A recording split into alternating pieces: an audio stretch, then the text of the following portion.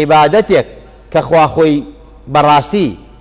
تەوەلای بکا و سەرپەرشتی بکا و فریشتەکانیشی ئاگادار کردی و خۆی و فریشتەکانی سەرپەرشتی بکەن و ئینجا ئەم بە مسلمانان ئیماندارم کە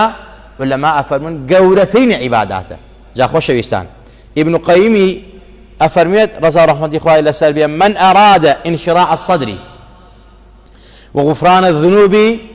وتفريج الكروب وذهاب الهم فليكثر الصلاة على النبي المصطفى صلى الله عليه وسلم.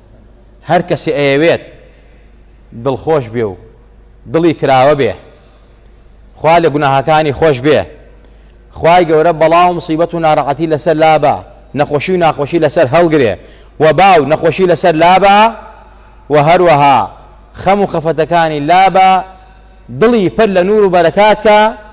با زۆر سڵاوات لەسەر پێغەمبەری خوا لێ بدات صلی الله عليه وسلم. چونکە لە فەزائیلی سڵاواتە لە کاتەکانیدا باسمان کرد کە زیاد لە سەد ئیستیفادە و بەرەکات و قازانجی هەیە سڵاوات لەسەر پێغەمبەری خوا صلی الله عليه وسلم. بۆیە خوای تبارك بو عظمته بفرمي إن الله وملائكته يصلون على النبي يا أيها الذين آمنوا صلوا عليه وسلموا تسليما لبيك اللهم صل على سيدنا محمد وعلى آله وصحبه وسلم تسليما كثيرا. كواتە خۆشەویستان لما قا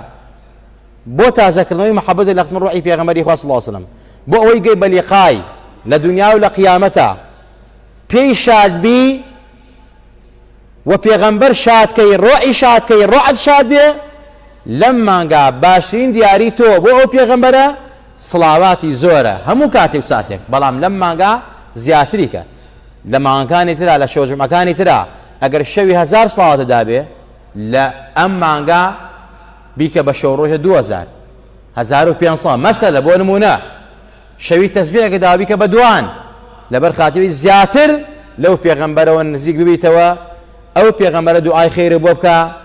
لە دنیا و لە قیامەتە دڵخۆش بی سەربەرز بی بە عیزت بی.